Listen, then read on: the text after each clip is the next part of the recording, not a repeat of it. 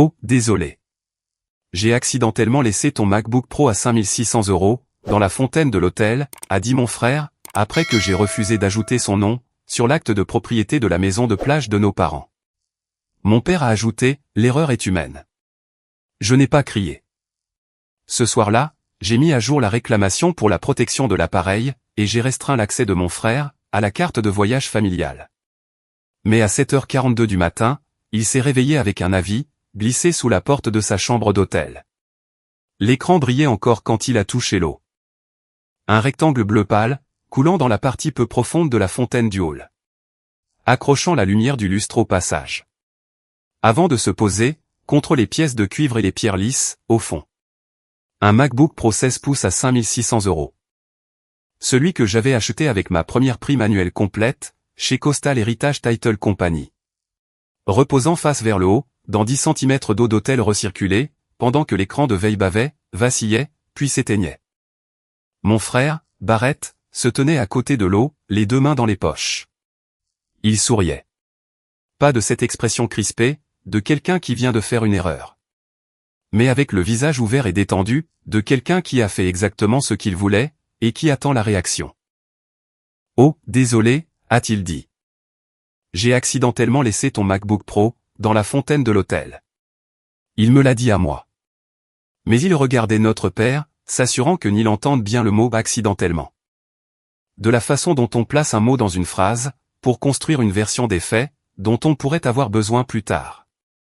Neil se tenait près des ascenseurs, sa veste pliée sur un bras. Il avait observé toute la scène, à 3 mètres de distance. Il a regardé l'eau. Il a regardé Barrett. Il m'a regardé. L'erreur est humaine, a-t-il dit. Deux femmes, au bureau du concierge, se sont arrêtées en plein milieu de leur conversation, et ont regardé l'eau. Un chasseur, chargeant un chariot à bagages dans l'ascenseur, a maintenu la porte ouverte un instant de trop.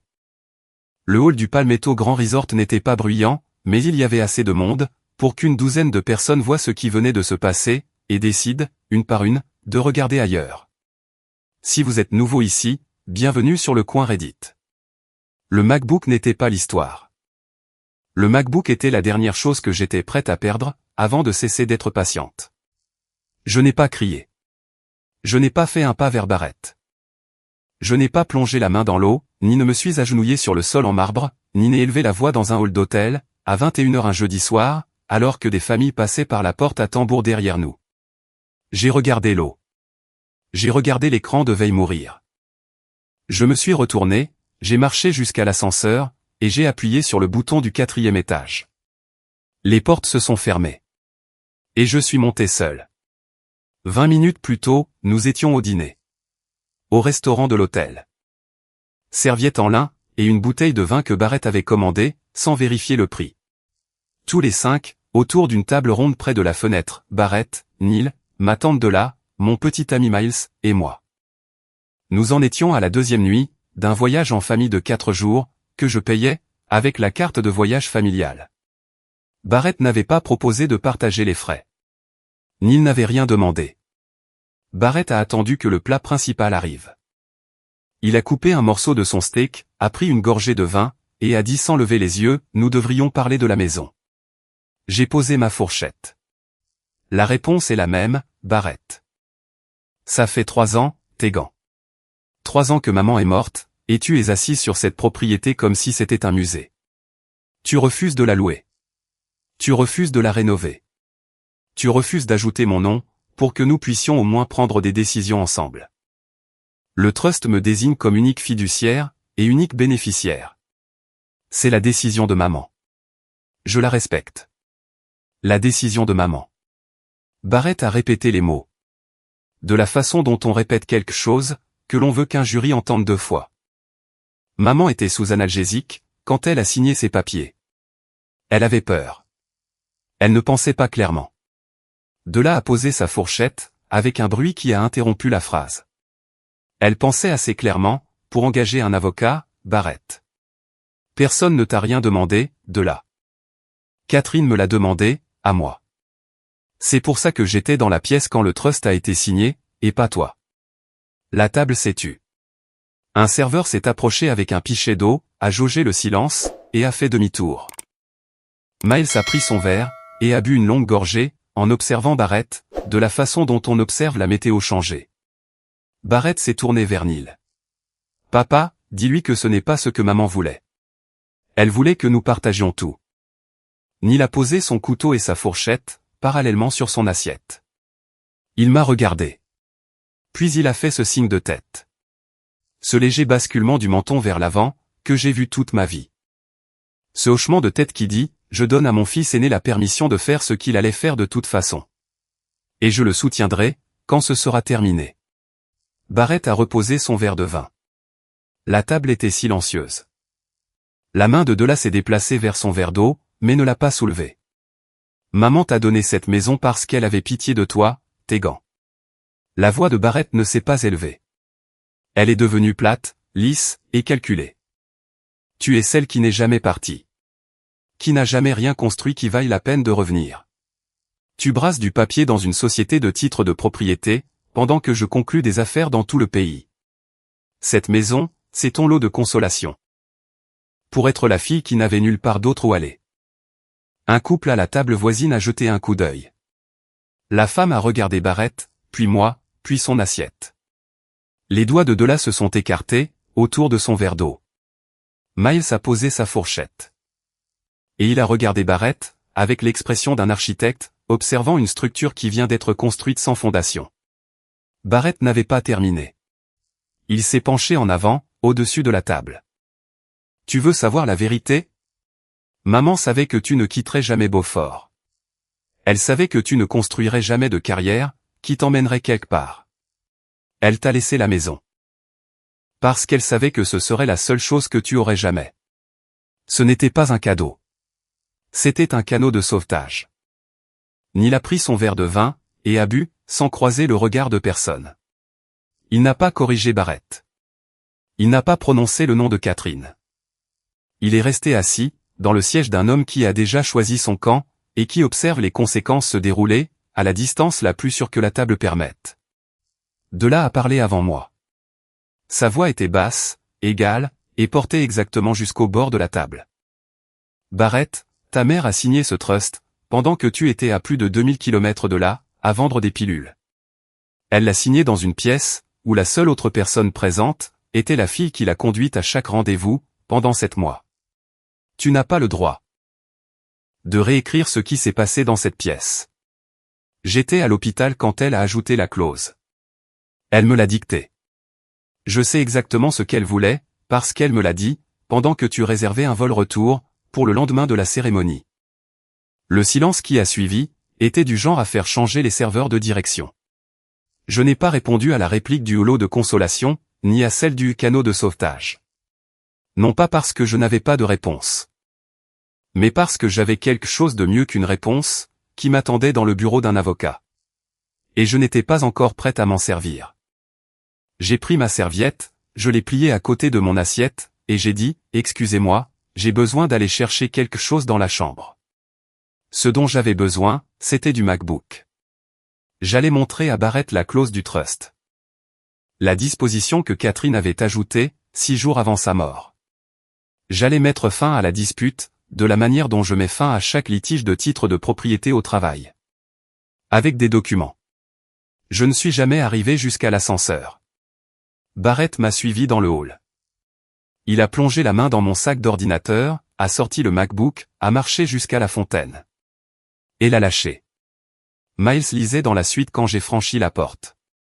Il a levé les yeux de son livre, et a jaugé mon visage, de la façon dont il lit des plans de construction. Que s'est-il passé, a-t-il demandé. Barrett a mis mon ordinateur portable dans la fontaine, exprès. Il a dit que c'était un accident. Papa l'a soutenu. Miles a fermé le livre, et l'a posé sur la table de nuit. De quoi as-tu besoin?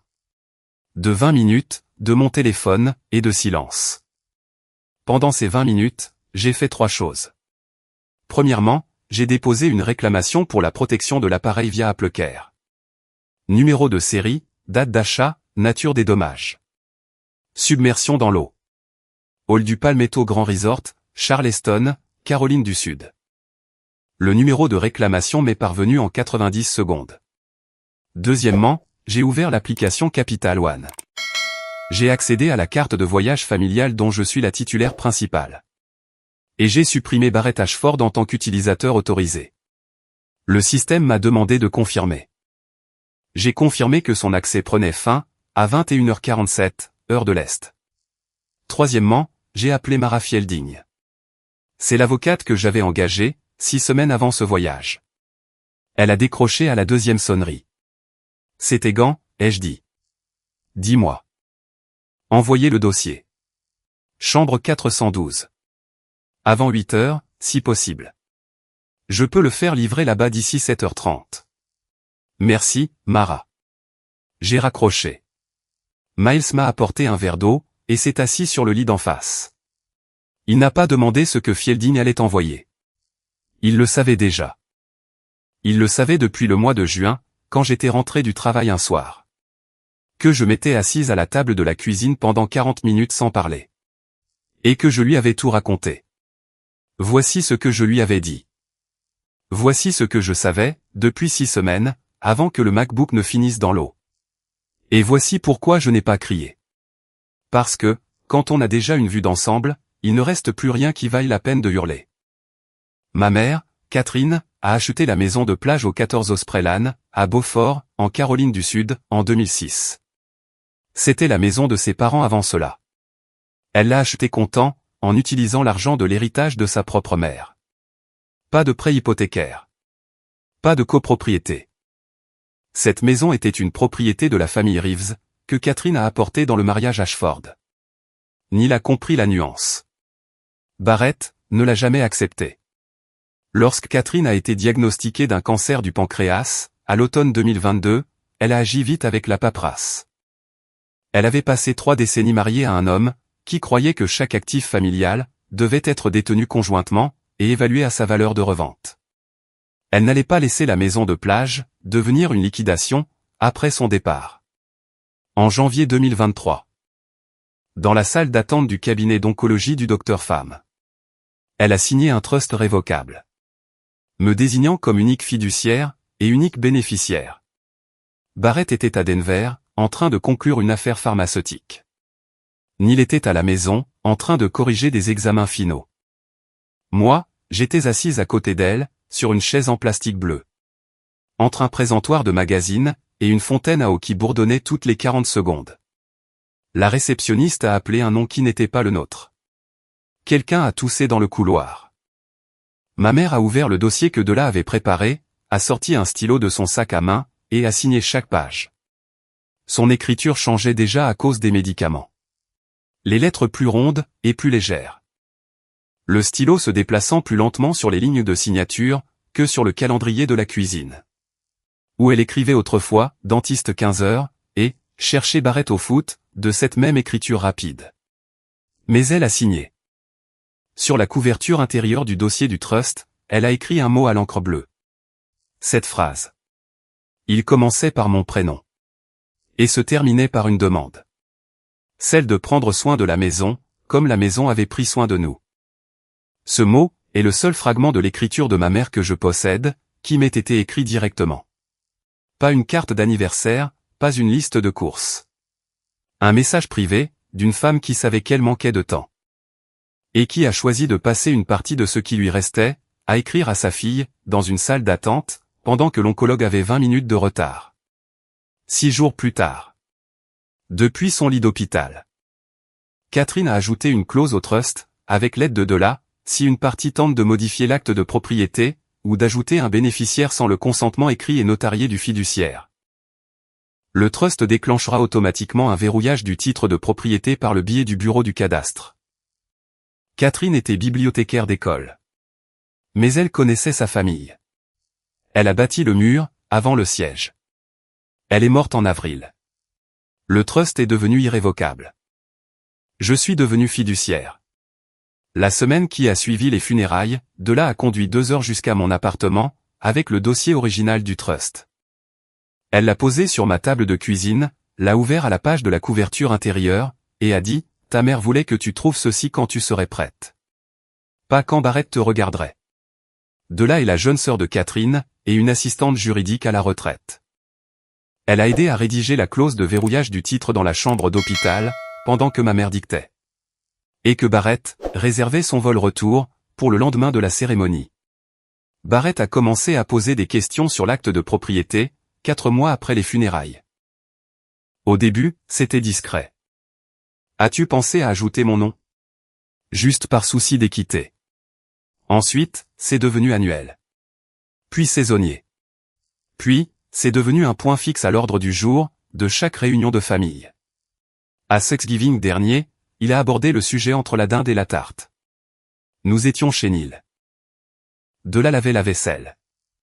Barrett s'est penché de l'autre côté de la table pendant que je débarrassais les assiettes, et a dit, « Tu sais, tu ne pourras pas garder cette maison éternellement, Tegan. Une seule personne sur un acte de propriété. C'est un risque. Et s'il t'arrive quelque chose? Et si tu tombes malade? La propriété part en homologation, et l'État prend une part. Est-ce ce que maman aurait voulu? » Il avait répété ça. L'inquiétude dans sa voix était polie jusqu'à briller.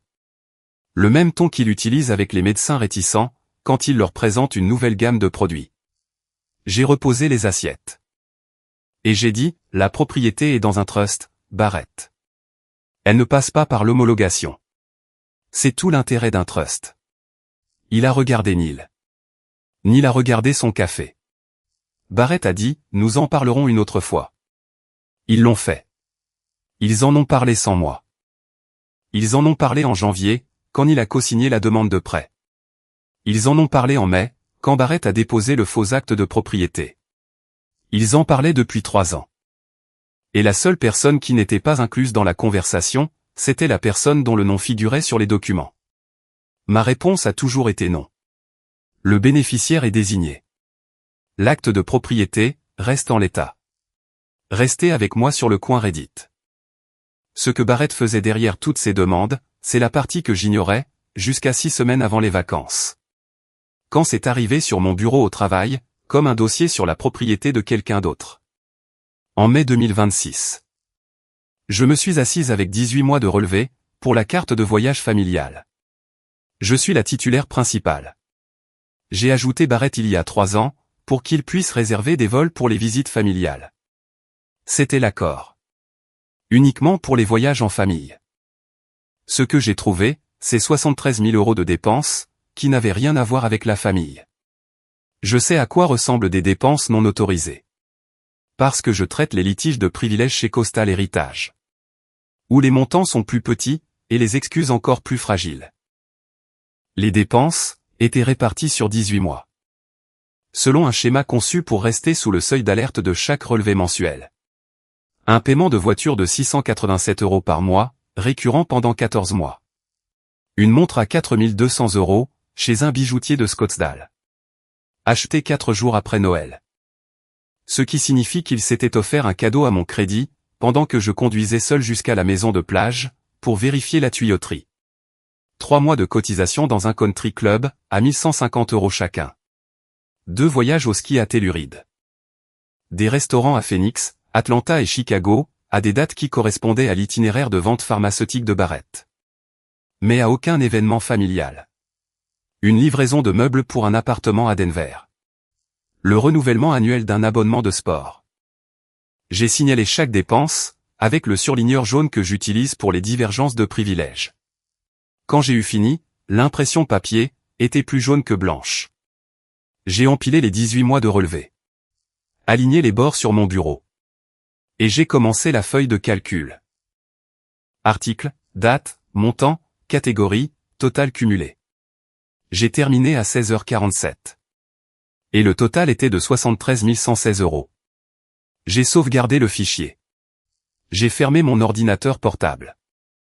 Et je suis resté assise sur ma chaise de bureau pendant 1 minute entière, à fixer les dalles du plafond. Puis, j'ai rouvert l'ordinateur, et j'ai traité 2 clôtures immobilières avant 17h. Mes mains ne tremblaient pas. Elles ne tremblent jamais, au travail. Les documents se fichent de vos sentiments. Ils exigent de la précision. J'ai failli imprimer ces relevés, et les envoyer par la poste à Barrett cet après-midi-là, avec un mot qui disait « Appelle-moi ». La feuille de calcul était ouverte. L'imprimante était chaude. Mais le faux, sur un document que je n'avais pas encore vu, m'attendait déjà dans la file d'alerte des titres. À 3 écrans de là. Et si je confrontais Barrett à propos de la carte avant d'avoir trouvé le reste, il aurait eu le temps de dissimuler tout ce qui se trouvait en dessous. Alors, j'ai fermé la feuille de calcul. Je l'ai sauvegardée sur le cloud. Et je suis retourné à ma charge de travail habituelle. J'ai traité 2 clôtures cet après-midi-là. Mes mains étaient stables. Elles le sont toujours. C'est ce que ce métier vous apprend. Les documents ne se soucient pas de vos émotions. Ils exigent de l'exactitude. L'alerte de titre a atterri dans ma file d'attente, 4 jours plus tard. Nous en recevons des dizaines par jour chez Coastal Héritage. Des signalements automatisés, venant du bureau du cadastre du comté. Lorsqu'un nouvel acte est déposé contre une propriété de notre zone de couverture, je les examine, car cela fait partie de mon travail. Je clique, je vérifie, je ferme. 40 secondes par alerte, les jours normaux. Celle-ci était un acte de renonciation, quitté Clindide. Déposé électroniquement, via un service de documents juridiques en ligne appelé FastDeed. La propriété, 14 Osprey Lane, Beaufort. La modification proposée, ajouter Barrett Ashford comme copropriétaire, à une propriété détenue dans un trust familial irrévocable. La signature du fiduciaire sur la ligne d'autorisation indiquait « Tegan Ashford ». Ma main s'est arrêtée sur la souris. Mon café était encore chaud. Le néon au plafond bourdonnait. Ma collègue Janine, 2 bureaux plus loin, expliquait au téléphone à un acheteur qu'une mainlevée de privilèges prenait de 7 à 10 jours ouvrables. Tout autour de moi, continuait comme avant. La signature n'était pas la mienne. Montée majuscule à une barre horizontale courte, qui se trouve sur la barre verticale. C'est comme ça depuis mes 18 ans, et la signature de mon premier bail d'appartement. Le T sur ce document avait une longue barre horizontale, qui plongeait vers la gauche. Assez proche, pour qu'un système automatisé qui vérifie une correspondance de nom, l'accepte. Mais pas le tracé exact. Pas assez proche, pour une femme qui signe des documents pour gagner sa vie. Et qui connaît la différence entre une signature et une imitation. Le bureau du cadastre du comté avait déjà signalé le dossier. Parce que le trust sous-jacent exige un consentement notarié pour toute modification de l'acte de propriété. L'acte de renonciation ne comportait aucune certification notariale. Aucune lettre de consentement. Aucune modification du trust. Il était procéduralement nul. Mais, il avait été préparé. Quelqu'un avait ouvert un navigateur, s'était rendu sur FastDeed. Avait entré mon nom et mon adresse, téléchargé quelque chose qui ressemblait à ma signature. Avait payé des frais de dossier de 79 € avec une carte de crédit. Et soumis un document juridique, pour modifier la propriété de ma mère décédée. J'ai sauvegardé l'alerte. J'ai fermé l'écran. Et j'ai lancé une recherche de titres sur la même propriété. Cette recherche est ce qui a tout changé. Barrett avait demandé un prêt personnel de 210 000 € auprès de Pinnacle National Bank. En janvier 2026.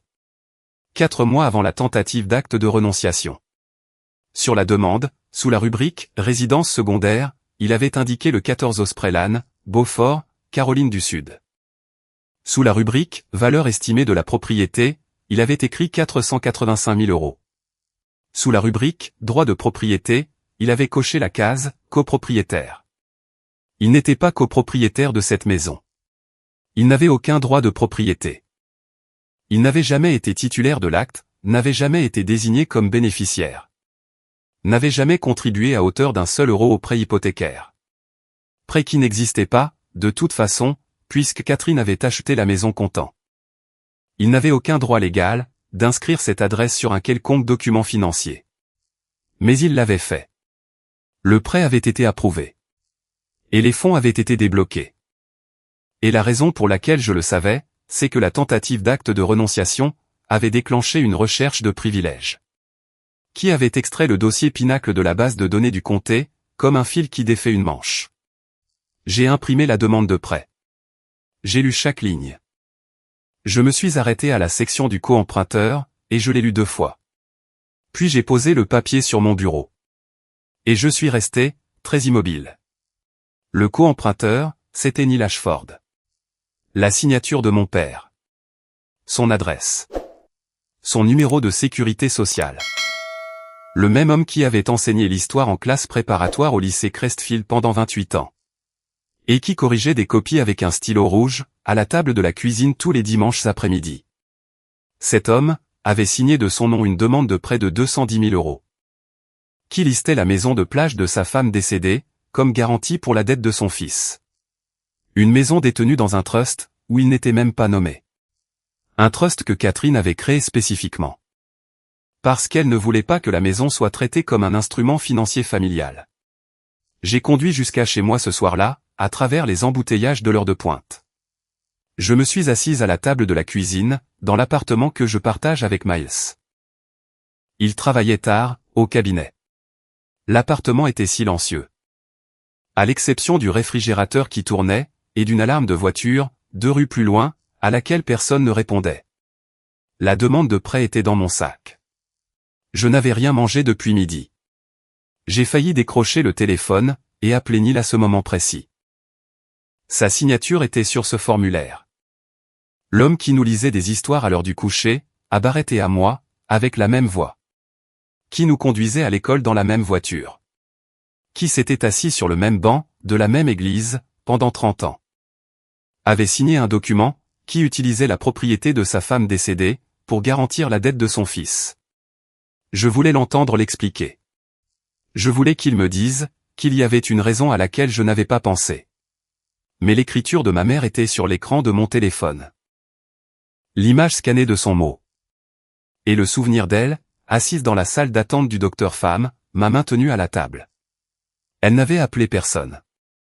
Elle avait signé les documents. Ajouté la clause. Et laissé la paperasse survivre à la dispute. Elle était bibliothécaire. Elle avait compris que les systèmes résistent plus longtemps que les confrontations. J'allais faire ce qu'elle avait fait. J'allais préparer le mur. Et attendre qu'il se heurte contre lui. J'ai ouvert mon téléphone, et j'ai regardé le mot une fois de plus. L'encre bleue, mon nom en haut. L'écriture qui s'allégeait depuis des mois, avant de s'arrêter pour toujours. J'ai appelé Mara Fielding, le lendemain matin. Elle est venue au bureau de Coastal Heritage, pendant l'heure du déjeuner. J'ai fermé la porte de la salle de conférence. Et j'ai étalé les preuves sur la table. De la façon dont j'étale les documents de clôture.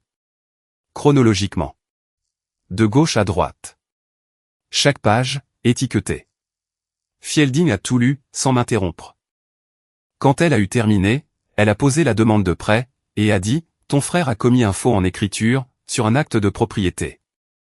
Ton père a commis une fraude, en cosignant un prêt avec une garantie non autorisée. Ce ne sont pas des litiges civils, Tegan. Ce sont des crimes. Je sais ce que c'est. Que veux-tu faire? Préparer tout. Un signalement à la Commission fédérale du commerce, FTC, pour les débits sur la carte. Un dossier pour le bureau du procureur du comté, pour le faux acte de propriété. Une notification à la banque, précisant que la garantie du prêt n'a jamais été autorisée. Une mise en demeure de cesser et s'abstenir, pour eux deux. Et puis, garder tout ça sous le coude. Elle m'a regardé par-dessus ses lunettes. Le garder pourquoi? Je pars en vacances en famille avec eux, dans 3 semaines. Je veux donner à Barrett, une dernière chance, d'arrêter de demander par lui-même. Et s'il ne s'arrête pas, alors je vous appelle. Et vous envoyez tout, à sa chambre d'hôtel. Le dossier était prêt, le 20 juin. Fielding le gardait. Je suis parti en vacances. J'ai payé l'hôtel, avec la carte que j'étais sur le point de clôturer. Je me suis assise au dîner, j'ai écouté Barrett plaider sa cause une fois de plus, et j'ai regardé Neil, acquiescer de la tête. J'ai entendu Barrett appeler la maison de plage, mon lot de consolation, pour être la fille qui n'était jamais partie. Et ensuite, il a mis mon ordinateur portable dans l'eau. À 7h42 le lendemain matin, le coursier de Fielding a glissé un avis de 3 pages, sous la porte de la chambre 4e. Je connais l'heure exacte. Parce que le registre de livraison interne de l'hôtel l'a enregistré. Barrett m'a raconté le reste. Il était sous la douche, quand l'enveloppe est passée par l'interstice. Il l'a vu en posant le pied sur le tapis de bain. Une enveloppe blanche. Format légal. Pas d'adresse d'expéditeur. Juste son nom imprimé sur le devant. Il l'a ouverte debout, avec seulement une serviette, l'eau dégoulinant encore sur son cou. Il a lu la première page. Puis la deuxième. Puis la troisième. Puis il a relu les trois. Ensuite, il s'est habillé, plus vite qu'il ne s'était jamais habillé, pour n'importe quel rendez-vous commercial de sa carrière. Et a remonté le couloir, jusqu'au 4e étage. Il martelait la porte de ma suite, 18 minutes plus tard. À 8 heures précises. Le papier tremblait contre ses doigts, quand Miles a ouvert la porte. Barrett est passé devant Miles, sans même un regard pour lui. De la façon dont on passe devant un meuble, en allant éteindre un incendie. « C'est quoi ça ?» a-t-il lancé, en brandissant la vie. « Assieds-toi et je vais te le dire », ai-je répondu. J'étais au bureau. Pas d'ordinateur portable. Mon téléphone sur la table, mon café intact. Je ne m'assieds pas. Tu as déposé un rapport pour fraude, à propos d'une carte de crédit? Pour plus de 73 000 € de dépenses non autorisées, sur mon compte de crédit, sur une période de 18 mois. Le paiement de ta voiture, tes cotisations au club, ta montre, tes voyages au ski. Tout est documenté. Tout a été facturé à mon nom. Barrett a baissé les pages, le long de sa cuisse. Sa poitrine se soulevait, sous l'effet d'une respiration laborieuse. C'était censé être temporaire, a-t-il dit. J'allais te rembourser. Page 2. Il a regardé la deuxième page. La section concernant l'acte de renonciation. C'était une formalité, a-t-il dit, d'une voix plus basse cette fois. Je l'ai déposé en ligne. Je ne pensais pas que ça passerait. C'est passé jusqu'au bureau du cadastre du comté. Ils l'ont signalé, parce que le trust exige un consentement notarié. Consentement que tu n'avais pas. Puisque je ne l'ai jamais donné. Ce signalement a généré une alerte de titre. Cette alerte a atterri dans ma file de travail. Dans ma société de titres de propriété. Sur mon bureau. Le papier que je brasse, Barrett, est la raison pour laquelle ton faux a été détecté. Avant d'être validé. Le papier que je brasse, a signalé ta demande de prêt. Le papier que je brasse, est la raison pour laquelle tu te tiens dans ma chambre d'hôtel, à 8 heures du matin. Et que tu n'as plus rien, à négocier. Le visage de Barrett est passé par 3 couleurs en 5 secondes. Du rouge. Au blanc. Puis à un gris, que je n'ai vu qu'une seule fois auparavant. Chez un vendeur, lors d'une clôture. Qui réalisait que le rapport d'inspection avait été falsifié, et que sa transaction, s'effondrait. Il a regardé Neil. Neil, qui l'avait suivi dans la suite. Et qui se tenait juste à l'intérieur de la porte, les bras le long du corps. Papa, dis quelque chose, a imploré Barrett. Neil avait lu la page 3. Celle sur le prêt. Il savait ce qui s'en venait. Tu as co-signé la demande de prêt de Barrett, ai-je dit, en me tournant vers mon père. Un prêt de 210 000 €, via Pinacle National. Il a listé la maison de plage comme garantie. Une propriété détenue dans le trust de maman. Sur laquelle tu n'as aucune autorité. Et dans laquelle tu n'as aucun droit de propriété. Tu as signé ton nom à côté du sien. Sachant que la garantie ne lui appartenait pas. Les bras de Neil se sont décroisés, lentement. Il a posé une main sur l'encadrement de la porte. Le poids de son corps a basculé dessus. J'essayais d'aider ton frère à trouver une stabilité, a-t-il dit. En engageant une maison, que maman a spécifiquement placée dans un trust, pour la protéger. Elle aurait voulu que Barrett ait une stabilité. Elle voulait tellement que Barrett ait de la stabilité, qu'elle l'a exclu de l'acte de propriété. Qu'elle a ajouté une clause de verrouillage du titre depuis son lit d'hôpital. Et qu'elle a demandé à Dela de l'aider à la rédiger. Elle savait exactement ce que ferait Barrett. Elle savait que tu l'y aiderais. Elle a bâti le mur, avant même que l'un de vous ne commence à creuser. La main de Neil s'est crispée sur l'encadrement de la porte. Sa mâchoire s'est contractée une fois, comme pour former un mot, puis s'est arrêtée. Il a regardé la moquette. Jusqu'où ça devait aller, papa? Jusqu'à ce que le prêt soit en défaut de paiement, et que Pinacle dépose un privilège sur la propriété. Jusqu'à ce que l'acte de Barrett soit validé, que vous ayez assez de noms sur le titre pour me mettre en minorité, et forcer la vente? Jusqu'où? Il n'a pas répondu. Son épaule pressée contre l'encadrement, comme un homme s'appuyant sur la seule chose solide, dans une pièce qui tangue. Je me suis levé de mon bureau. Tu as dépensé 73 000 € à mon crédit, sans que je le sache. C'est de la fraude. Tu as déposé un acte de propriété, avec ma signature falsifiée dessus. C'est de la falsification. Tu as listé une propriété détenue par un trust, comme garantie de prêt. Sans autorisation. C'est de la fraude hypothécaire. Papa. Tu as co-signé cette demande. En sachant que tu n'en avais pas l'autorité. Mon avocate a déposé un dossier, au bureau du procureur du comté. La banque a été notifiée. Le bureau du cadastre a activé le verrouillage du titre.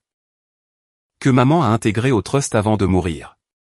Je ne demande pas d'explication. Je vous informe de ce qui est déjà en cours.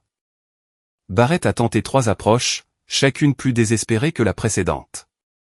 Les dépenses sur la carte étaient un malentendu, a-t-il dit. Je te transférerai le solde total d'ici la fin du mois. Appelle juste Capital One, et annule le signalement.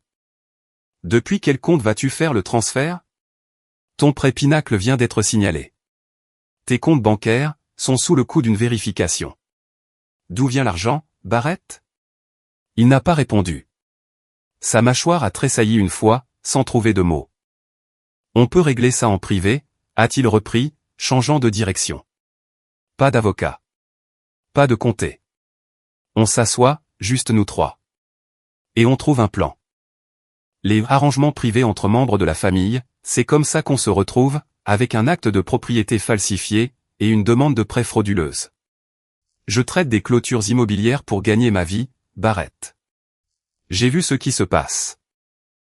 Quand les familles règlent les choses en privé. Quelqu'un perd la maison. Son attitude a changé à nouveau. Ses épaules se sont affaissées. Sa voix a changé de registre. Passant de l'argumentation, à la supplication. De la manière dont elle change, quand il est au téléphone avec un cabinet médical, essayant de reprogrammer un rendez-vous manqué. La performance d'un homme qui se recalibre, en temps réel. Je rembourserai la carte. Jusqu'au dernier euro. J'abandonne la demande pour l'acte de propriété, définitivement. On repart à zéro. Retire juste le signalement pour fraude, et ne porte pas plainte pour l'acte de renonciation. Pense à ce que ça va faire à papa. Son nom est sur ce prêt. J'y ai pensé. Papa y a pensé, quand il a signé la demande. Tes gants, je t'en prie. La performance est tombée. Ce qu'il y avait en dessous, était plus petit. Et réel, d'une manière qui ne l'aidait pas. J'ai perdu 2 comptes majeurs le trimestre dernier. Je suis dans le rouge de 3 000 € par mois, depuis l'automne. La carte, c'était la seule bouée de sauvetage qu'il me restait. Je ne suis pas quelqu'un de mauvais. J'étais juste acculé. Tu n'étais pas acculé. Tu n'avais juste plus de nom de tierce personne à apposer sur tes dettes. Tu as utilisé le mien. Tu as utilisé la propriété de maman. Et quand j'ai dit non au dîner, tu as mis mon ordinateur portable dans l'eau. Et papa a dit, l'erreur est humaine. La main de Barrett a trouvé le dossier de la chaise de bureau, et l'a agrippé. Ses genoux ont légèrement fléchi. Pas pour s'asseoir. Juste en perdant l'architecture qui le maintenait droit. Sa respiration passait par sa bouche maintenant. Courte, et trop rapide pour l'espace de la pièce. J'ai failli dire quelque chose de plus doux. La façon dont la main de Barrett tremblait, sur le dossier de la chaise, m'a rappelé la façon dont la main de Catherine avait tremblé, quand elle avait signé le trust. Mais la main de Catherine tremblait, parce qu'elle était en train de mourir. Celle de Barrett tremblait, parce qu'il s'était fait prendre. Les 2 types de tremblements se ressemblent. Ils ne sont pas identiques. Elle a signé le trust dans la salle d'attente de son oncologue, ai-je dit. Elle a choisi mon nom. Tu n'étais pas dans le bâtiment, Barrett. Neil a fermé les yeux. Barrett s'est affaissé sur la chaise. Ses coudes ont atterri sur ses genoux. Son front est tombé dans ses paumes. L'avis juridique a glissé de sa main. Et s'est étalé sur la moquette, en 3 pages blanches. Chacune d'elles, portant une conséquence qu'il n'avait pas imaginée, lorsqu'il tenait un MacBook au-dessus de 10 cm d'eau, 12 heures auparavant. La carte de voyage est clôturée, ai-je dit. L'acte de propriété reste à mon nom. Le trust reste, tel que maman l'a rédigé. Il n'y a aucun moyen de revenir à ce que l'un ou l'autre de vous avait, avant ce voyage. La prochaine communication que vous recevrez de ma part, passera par le bureau de Fielding. Miles a marché jusqu'à la porte de la suite, et l'a tenue ouverte. Sans un mot. Barrett s'est levé lentement. Neil s'est retourné, et est sorti, sans me regarder. Barrett a suivi. La porte s'est fermée. Avec le doux clic magnétique, d'une serrure d'hôtel qui s'enclenche. Je suis resté assise au bureau, pendant un long moment. Miles m'a apporté un café frais, et l'a posé sur la table sans parler. Il a ramassé les pages de l'avis juridique sur la moquette, les a empilées, et les a posées sur la table de nuit. Puis, il s'est assis sur le bord du lit. Et a attendu. L'image scannée du mot de ma mère, était sur l'écran de mon téléphone. Sauvegardée sur le cloud. Cette phrase à l'encre bleue. Que Barrett avait essayé de noyer, quand il avait laissé tomber le MacBook, dans 10 cm d'eau d'hôtel. Il croyait détruire un document. Il détruisait un écran. Les mots n'avaient jamais été dans ce hall. Ils étaient dans le cloud, dans le bureau de Fielding. Dans le tiroir de la cuisine de Della, où le dossier original reposait, depuis la semaine suivant les funérailles. Ils étaient, dans tous les endroits où Barrett n'avait pas pensé à regarder. Parce qu'il n'a jamais compris, que les choses qui comptent sont celles que vous ne pouvez pas tenir au-dessus de l'eau, et lâcher. Ça va, a demandé Miles. Pas encore, ai-je répondu. Mais ça ira. Nous avons commencé à faire nos bagages, à 10 heures. À 11h30 ce matin-là, Miles et moi avons réglé notre chambre, au Palmetto Grand. Nous avons traversé le hall avec nos sacs. Barrett était à la réception. Sa chambre avait été réservée avec la carte de voyage familiale, et la carte était clôturée. La réceptionniste, une femme en veste bordeaux avec un badge au nom de Shonda, lui expliquait poliment, que la carte enregistrée avait été refusée. Barrett a plongé la main dans son portefeuille, et a glissé une visa dans le lecteur. Refusé. Il a essayé une deuxième carte. Refusé. Ses comptes bancaires avaient été bloqués pendant la nuit. Après que la notification de fraude eut déclenché une vérification interbancaire. Il a tenu une troisième carte entre ses doigts pendant un moment. Avant de la glisser sur le comptoir. Le lecteur a émis un bip. Et a imprimé un court reçu. Refusé.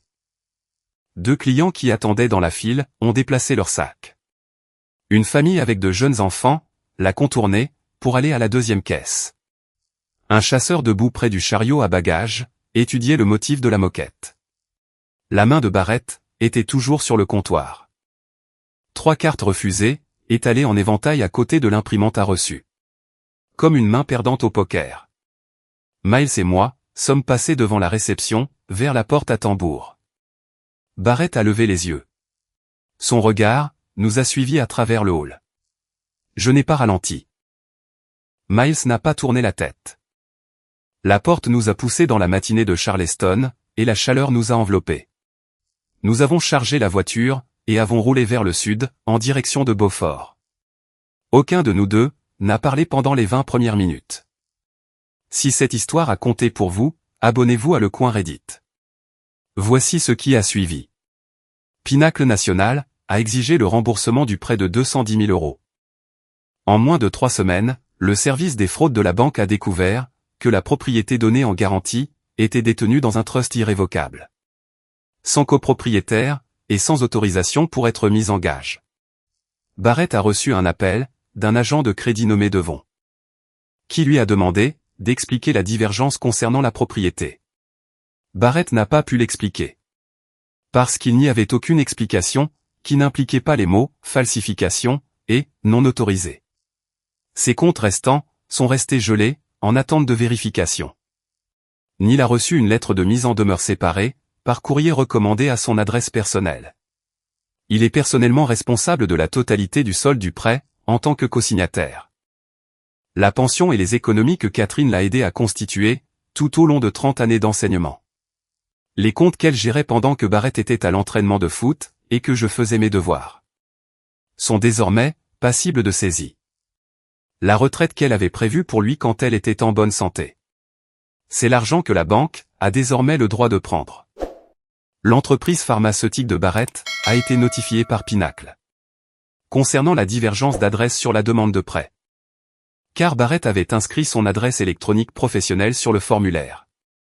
Son département des ressources humaines a ouvert un audit interne de ses notes de frais et a découvert 14 000 € de dépenses personnelles acheminées via sa carte de voyage d'entreprise.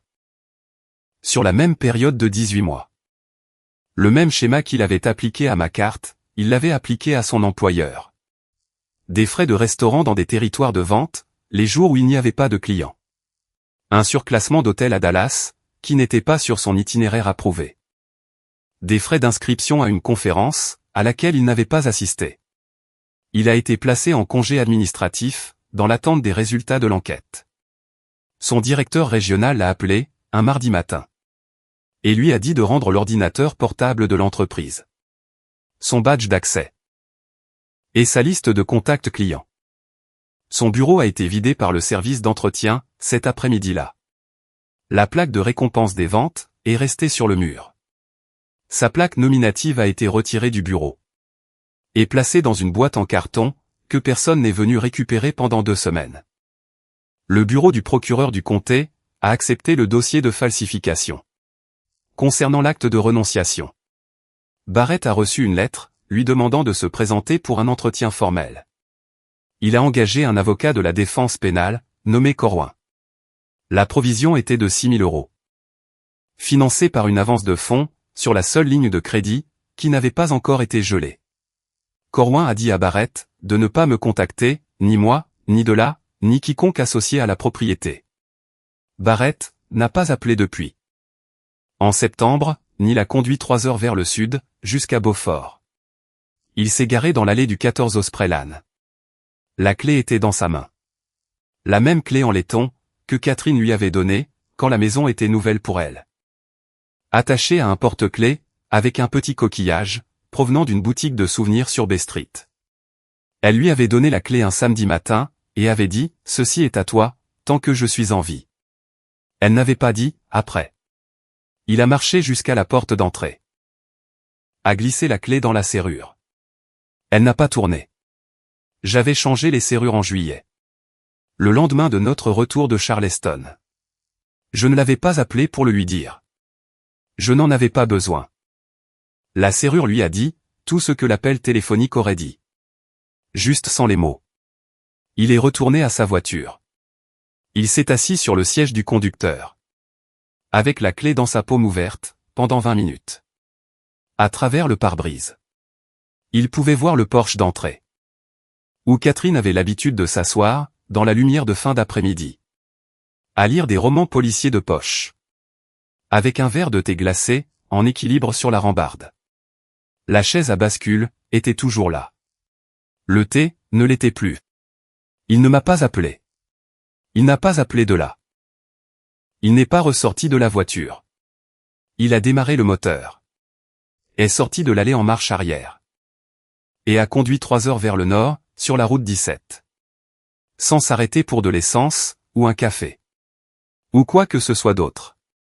Je suis sur la terrasse arrière de la maison de plage. C'est un jeudi soir d'octobre.